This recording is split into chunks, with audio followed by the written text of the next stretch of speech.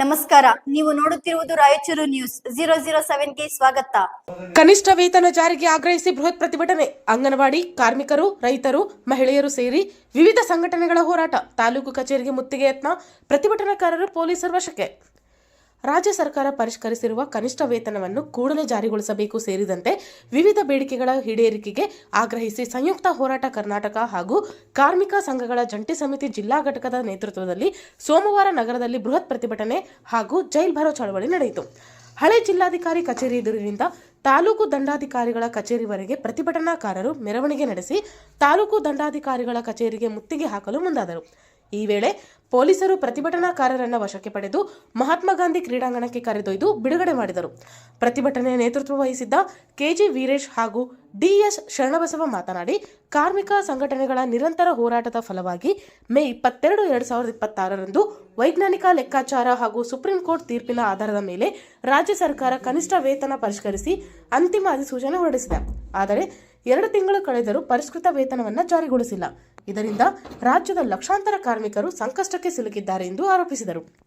ಕೇಂದ್ರ ಹಾಗೂ ರಾಜ್ಯ ಸರ್ಕಾರಗಳು ರೈತ, ಕಾರ್ಮಿಕ, ದಲಿತ, ಮಹಿಳೆ, ವಿದ್ಯಾರ್ಥಿ ಮತ್ತು ಯುವಜನ ವಿರೋಧಿ ನೀತಿಗಳನ್ನು ಜಾರಿಗೊಳಿಸುತ್ತಿವೆ.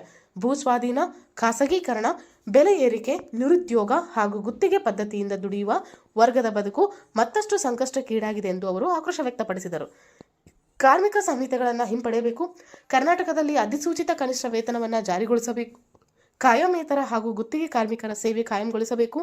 ಸಮಾನ ಕೆಲಸಕ್ಕೆ ಸಮಾನ ವೇತನ ನೀಡಬೇಕು ಎಂದು ಪ್ರತಿಭಟನಾಕಾರರು ಒತ್ತಾಯಿಸಿದರು. ಅಂಗನವಾಡಿ, ಬಿಸಿಯೂಟ ಹಾಗೂ ಆಶಾ ಕಾರ್ಯಕರ್ತರಿಗೆ ಕನಿಷ್ಠ ವೇತನ ಮತ್ತು ಪಿಂಚಣಿ ನೀಡಬೇಕು. ಅಸಂಘಟಿತ ಕಾರ್ಮಿಕರಿಗೆ ಸಾಮಾಜಿಕ ಭದ್ರತೆ ಹಾಗೂ ಪಿಂಚಣಿ ಯೋಜನೆ ಜಾರಿಗೊಳಿಸಬೇಕು ಎಂದು ಆಗ್ರಹಿಸಿದರು. ರೈತರ ಬಲವಂತದ ಭೂ ಸ್ವಾಧೀನ ಮತ್ತು ಕಾರ್ಪೊರೇಟ್ ಭೂ ಕಬಳಿಕೆ ತಡೆಯಬೇಕು. ಬಗರ್ ಹುಕುಂ ಸಾಗುವಾಳುದಾರರಿಗೆ ಹಕ್ಕುಪತ್ರ ನೀಡಬೇಕು. ರೈತರು ಬೆಳೆದ ಬೆಳೆಗಳಿಗೆ ಕನಿಷ್ಠ ಬೆಂಬಲ ಬೆಲೆ ನೀಡಲು ಶಾಶ್ವತ ಕಾನೂನು ರೂಪಿಸಬೇಕು. ರೈತರು, ಕೃಷಿ ಕೂಲಿಕಾರರು ಹಾಗೂ ಮಹಿಳೆಯರ ಸಾಲ ಮನ್ನಾ ಮಾಡಬೇಕು ಎಂದು ಒತ್ತಾಯಿಸಿದರು.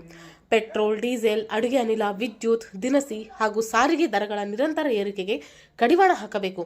ಸಾರ್ವಜನಿಕ ಉದ್ದಿಮೆಗಳನ್ನು ಖಾಸಗೀಕರಣ ಮಾಡುವುದನ್ನು ನಿಲ್ಲಿಸಿ ಖಾಯಂ ಉದ್ಯೋಗ ಹಾಗೂ ಹೊಸ ಉದ್ಯೋಗಗಳನ್ನು ಸೃಷ್ಟಿಸಬೇಕು ಎಂದು ಪ್ರತಿಭಟನಾಕಾರರು ಆಗ್ರಹಿಸಿದರು. ಜಿಲ್ಲೆಯ ಬೇಡಿಕೆಗಳಿಗೂ ಒತ್ತು. ರಾಯಚೂರು ಜಿಲ್ಲೆಯನ್ನು ಬರಪೀಡಿತ ಜಿಲ್ಲೆ ಎಂದು ಘೋಷಿಸಬೇಕು. ಫಸಲ್ ಬಿಮಾ ಯೋಜನೆಯಡಿ ರೈತರು ಪಾವತಿಸುವ ಪ್ರೀಮಿಯಂ ಮೊತ್ತ ಕಡಿಮೆ ಮಾಡಬೇಕು. ಎಸ್ಸಿ, ಎಸ್ಟಿ ನಿಗಮಗಳಿಂದ ರೈತರ ಭೂಮಿ ಖರೀದಿಸುವ ಕುರಿತು ಸಭೆ ನಡೆಸಬೇಕು. ರಾಯಚೂರಿನಲ್ಲಿ ಏಮ್ಸ್ ಪ್ರಾರಂಭಿಸಬೇಕು. ಎಲ್ಲಾ ತಾಲೂಕುಗಳಲ್ಲಿ ಭೂ ಮಂಜೂರಾತಿ ಸಮಿತಿಗಳನ್ನು ರಚಿಸಬೇಕು ಹಾಗೂ ಡಿ ರಾಂಪುರದಲ್ಲಿ ಕೃಷ್ಣಾ ನದಿಗೆ ತಡೆಗೋಡೆ ನಿರ್ಮಿಸಬೇಕು ಎಂದು ಸ್ಥಳೀಯ ಬೇಡಿಕೆಗಳನ್ನು ಮುಂದಿಟ್ಟರು. ಪ್ರತಿಭಟನೆಯಲ್ಲಿ ಕರಿಯಪ್ಪ ಅಟ್ಟೋಳಿ, ಬಸಲಿಂಗಪ್ಪ ನಗನೂರು, ಎಚ್ ಪದ್ಮಾ, ಶ್ರೀನಿವಾಸ್ ಕಲವಲದೊಡ್ಡಿ, ನರಸಣ್ಣ ನಾಯಕ್, ಸಾಜೀದ್ ಹುಸೇನ್, ಆಂಜನೇಯ ಕುರುಬದೊಡ್ಡಿ, ಮಹೇಶ್ ಚಿಕ್ಕಲಪರ್ವಿ, ಮದ್ದಂಕಪ್ಪ ನಾಯಕ, ಸಂಗಯ್ಯ ಸ್ವಾಮಿ, ಗಿರಿಯಪ್ಪ ಪೂಜಾರಿ ಜಾಲಹಳ್ಳಿ, ಮಲ್ಲನಗೌಡ, ಬಸಂತರಾಯಗೌಡ, ರಂಗನಾಥ, ವರಲಕ್ಷ್ಮಿ, ಎಸ್ ಮಾರೆಪ್ಪ, ಖಾಜಾ ಅಸ್ಲಂ ಸೇರಿದಂತೆ ವಿವಿಧ ಕಾರ್ಮಿಕ, ರೈತ ಹಾಗೂ ಜನಪರ ಸಂಘಟನೆಗಳ ಮುಖಂಡರು ಹಾಗೂ ಕಾರ್ಯಕರ್ತರು ಪಾಲ್ಗೊಂಡಿದ್ದರು. ಸಾಲವನ್ನ ಇವತ್ತು ಒತ್ಕೊಂಡು ಇವತ್ತು ಜೀವನ ಮಾಡಿದ್ವಿ. ನಾವು ಯಾಕೆ ಈ ಸಾಲ ಎತ್ತಾಯ್ತು ನಮ್ಗೆ? ಯಾಕಂದ್ರೆ ನಮಗ ಒಂದು ಒಳ್ಳೆ ಬೆಲೆ ಸಿಕ್ಕರೆ ನಾವು ಬೆಳೆದಂತ ಮಾಲಿಗೆ ಸೋಮನಾಥನ್ ಆಯೋಗದ ಶಿಫಾರಸಿನ ರೀತಿಯಲ್ಲಿ ಅವರ ಶಿಫಾರಸಿನಂತೆ ನಮಗೆ ಬೆಲೆ ಸಿಕ್ಕರೆ ಇವತ್ತು ನಾವು ಇನ್ನೊಬ್ಬರಿಗೆ ಊಟ ಕೊಡುವಂತ ಶಕ್ತಿ ನಮ್ಮ ರೈತರಲ್ಲಿ ಬರ್ತದ.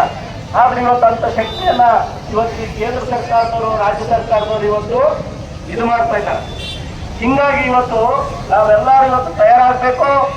ಈ ಒಂದು ಬೇಡಿಕೆಗಳನ್ನ ನೀವು ಎಲ್ಲಿವರೆಗೆ ಈಡೇರಿಸೋದಿಲ್ಲ ಅಲ್ಲಿವರೆಗೂ ನಾವೇನಪ್ಪ ಅಂದ್ರೆ ಇದನ್ನ ಇವತ್ತು ನಾವು ಬಿಡೋದಿಲ್ಲ ಅನ್ನುವಂತ ರೀತಿಯಲ್ಲಿ ನಾವು ಪ್ರತಿಭಟನೆಯನ್ನ ಮಾಡಬೇಕಾಗ್ತದೆ. ಇವತ್ತು ಎಲ್ಲ ಸಂಘರು ಸೇರಿವಿ ನಾವು, ಹೌದಾ? ಒಂದ್ ಸಂಘಟನೆ ಅಲ್ಲ, ಎಲ್ಲ ಸಂಘಟನೆಯವರು ಸೇರಿದ್ದೀವಿ. ಅದಕ್ಕೆ ನಾವು ನಮಗೆ ಭೂಮಿ ಬೇಕು, ಮನೆ ನಿವೇಶನ ಬೇಕು.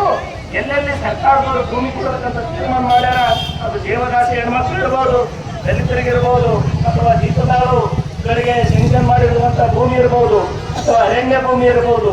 ಇಂಥ ಎಲ್ಲಾ ಭೂಮಿಗಳನ್ನ ನೀವೇನಪ್ಪ ಸರ್ಕಾರದವರು ಕೊಡ್ಬೇಕು. ಮುಂದಿನ ದಿನಗಳಲ್ಲಿ ನಾವು ರೂಪಿಸ್ತೀವಿ. ಐಕ್ಯ ಚಳವಳಿಯ ಮೂಲಕ ಎಲ್ಲೆಲ್ಲಿ ಆ ತರದ ಭೂಮಿಗಳನ್ನ ಜನ ಹಿಡ್ಕೊಂಡಿದ್ದಾರ ಆ ಭೂಮಿಯನ್ನ ಹಿಡ್ಕೊಂಡು ನಾವು ಜೈಲಿಗೆ ಹೋಗುವಂತ ಕಾರ್ಯಕ್ರಮ ಇಡೀ ಜಿಲ್ಲೆಯೊಳಗಡೆ ನೂರಾರು ಕೇಂದ್ರಗಳಲ್ಲಿ, ಸಾವಿರಾರು ಕೇಂದ್ರಗಳಲ್ಲಿ ನಾವು ಭೂಮಿಗಳನ್ನ ಹಿಡ್ಕೊಳ್ಳೋದ್ರ ಮೂಲಕ ಇವತ್ತು ಸರ್ಕಾರಕ್ಕೆ ಎಚ್ಚರಿಕೆ ಕೊಡಬೇಕಾಗ್ತದೆ. ಸರ್ಕಾರದ ತರುವಂತ ನೀತಿಗಳೇನಿದೆ ಕಾನೂನುಗಳ ಬಗ್ಗೆ ಕಾರ್ಮಿಕರು ರೈತರು ಇವತ್ತು ಸರಿಯಾದ ನಾವು ತಿಳ್ಕೊಳ್ಳಿಕ್ಕೆ ಪ್ರಯತ್ನ ಮಾಡಬೇಕಾಗಿದೆ. ಯಾಕಂತಂದ್ರೆ ಏನೆಲ್ಲ ಬದಲಾವಣೆಗಳು ಬರ್ತಾವ, ಹೌದಾ? ಈ ಬದಲಾವಣೆಗಳ ಬಗ್ಗೆ ಕೂಡ ನಾವು ಅಭ್ಯಾಸ ಮಾಡದೇ ಇದ್ರೆ, ತಿಳ್ಕೊಳ್ಳದೇ ಇದ್ರೆ ನಾವು ಅದ್ರ ವಿರುದ್ಧ, ಅನ್ಯಾಯದ ವಿರುದ್ಧ ಹೋರಾಟ ಮಾಡಲಿಕ್ಕೆ ಆಗೋದಿಲ್ಲ, ಹೌದಾ? ಅದಕ್ಕೆ ಈ ಸಂಘಟನೆಗಳು ನಾವು ಸರ್ಕಾರದ ನೀತಿಗಳ ಬಗ್ಗೆ ಸಹಿತ ಸ್ಪಷ್ಟವಾಗಿ ನಾವು ತಿಳ್ಕೊಳ್ಳಿಕ್ಕೆ ಪ್ರಯತ್ನ ಮಾಡಬೇಕು.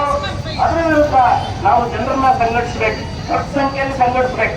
ಐಕ್ಯ ಚಳವಳಿ ಅಂತ ಹೇಳಿದ್ರೆ ನಾವು ಇಲ್ಲಿ ಅಥವಾ ಹಾಲಿನಲ್ಲಿ ನೀರು ಬೆರೆಸೋದಲ್ಲ, ಹಾಲಿನಲ್ಲಿ ನೀರು ಬೆರೆಸೋದಲ್ಲ, ಹಾಲಿನಲ್ಲಿ ಆಮೆ ಬೆರೆಸಬೇಕು. ಅಂದಾಗ ಮಾತ್ರ ಅದು ಚೆನ್ನಾಗಿರುವಂತ ಹಾಲು ಅಂತ ಹೇಳಿ ನೀವು ತಿಳ್ಕೊಳ್ಳಿಲ್ಲ ಅಂತ ಹೇಳಿದ್ರೆ ಅವ್ರು ಇನ್ನೂ ಮೋದಿ ಇದ್ದಾನಲ್ಲ, ಇವತ್ತು 12 ವರ್ಷ ಆಳೇನಲ್ಲ, ಇನ್ನೂ 12 ವರ್ಷ ಆಳ್ತಾನ. ಯಾಕಂದ್ರೆ ನಮ್ಮಲ್ಲಿ ಬದಲಾವಣೆ ಆಗದೆ ಇದ್ರೆ, ನಮ್ಮ ಜನರಲ್ಲಿ ಬದಲಾವಣೆಯನ್ನ ನಾವು ತರದೇ ಇದ್ರೆ, ದೊಡ್ಡ ದೊಡ್ಡ ಸಂಖ್ಯೆಯಲ್ಲಿ ನಾವು ಜನರನ್ನ ಕರ್ಕೊಂಡು ಬರಲಿಲ್ಲ ಅಂದ್ರೆ, ದೊಡ್ಡ ದೊಡ್ಡ ಜನರಿಗೆ ಆ ತಿಳುವಳಿಕೆ ಕೊಡದೇ ಇದ್ರೆ, ಯಾಕಂದ್ರೆ ನಾವು ಒಂದು ಬೆಳವಣಿಗೆ ಮಾತ್ರ ಈ ಸರ್ಕಾರದ ಬಗ್ಗೆ, ಅನ್ಯಾಯದ ಬಗ್ಗೆ ವಿರೋಧ ಮಾಡ್ತಾ ಇದ್ದೀವಿ. ಇನ್ನು 90 ಜನ ನಮ್ಮ ಹಳ್ಳಿಗಳಲ್ಲಿದ್ದಾರೆ ಜನ. ಆ ಹಳ್ಳಿಗಳ ಜನರಿಗೆ ಯಾರು ಎದುರ್ಬೇಕು ನೀವು ಒಬ್ರು ಕರ್ಕೊಂಡು ಬರ್ಬೇಕು. ನೀವು ಒಂದೊಂದು ಹಳ್ಳಿಯಿಂದ 100 ಜನ 1000 ಜನರನ್ನ ನೀವು ಬೀದಿಗಿಳಿಸಿದ್ರೆ, ಆ ಕೆಲಸವನ್ನ ನೀವು ಮಾಡಿದಾಗ ಮಾತ್ರ ಇದು ಒಂದು ದೊಡ್ಡ ಐಕ್ಯ ಚಳವಳಿ ಬೆಳಲಿಕ್ಕೆ ಸಾಧ್ಯತೆ ಆಗ್ತದ.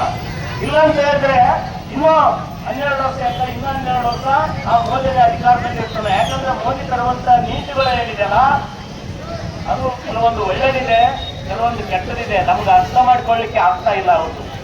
ಅವರ ನೀತಿಗಳು ನಮ್ಗೆ ಅರ್ಥ ಮಾಡ್ಲಿಕ್ಕೆ ಆಗ್ತಾ ಇಲ್ಲ. ಯಾಕಂದ್ರೆ ನಾವು ಕೂಡ ಈ ದೇವ್ರನ್ನ ನಂಬಿಬಿಟ್ಟಿದ್ದೀವಿ, ಅವರು ಕೂಡ ದೇವ್ರನ್ನ ನಂಬಿಲ್ಲ. ಹೀಗಾಗಿ ಅವ್ರು ಹೇಳೋದನ್ನೇ ನಾವು ಸತ್ಯ ಅಂತ ಹೇಳಿ ತಿಳ್ಕೊಂಡಿವಿ ನಾವು. ಯಾಕಂದ್ರೆ ನಾವು ದೇವ್ರನ್ನ ನಂಬಿರುವಂತ ಜನಗಳು ನಾವು, ಅವರು ಕೂಡ ದೇವ್ರನ್ನ ನಂಬಿರುವಂತ ಜನ. ಹೀಗಾಗಿ ಯಾರೋ ಬೇರೆಯವರು ಪ್ರಗತಿಪರರು ಏನು ಹೇಳ್ತೀವಲ್ಲ ನಿಮ್ಗ ಅದ ರೈತ ಸಂಘಟನೆ ಮುಖಂಡರು, ಕಾರ್ಮಿಕ ಸಂಘಟನೆಗಳ ವಿವಿಧ ಮುಖಂಡರು, ಆಶಾ, ಅಂಗನವಾಡಿ, ಊಟ, ಪಡಿತರ ಕಾರ್ಮಿಕ ಬಂಧುಗಳೇ, ಪ್ರಗತಿಪರ ಸ್ನೇಹಿತರೆ, ರೈತರೇ, ಕಾರ್ಮಿಕರೇ,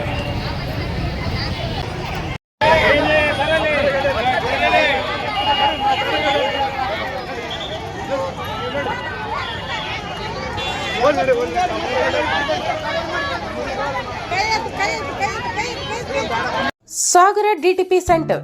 ನಮ್ಮಲ್ಲಿ ಕನ್ನಡ ದಿನಪತ್ರಿಕೆಯ 4 ರಿಂದ 6 ಪುಟಗಳವರೆಗೆ ಪುಟ ವಿನ್ಯಾಸ ಮಾಡಿಕೊಡಲಾಗುತ್ತದೆ.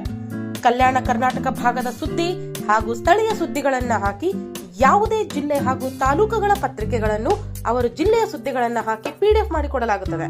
ಹಿಂದೆ ಸಂಪರ್ಕಿಸಿರಿ 843159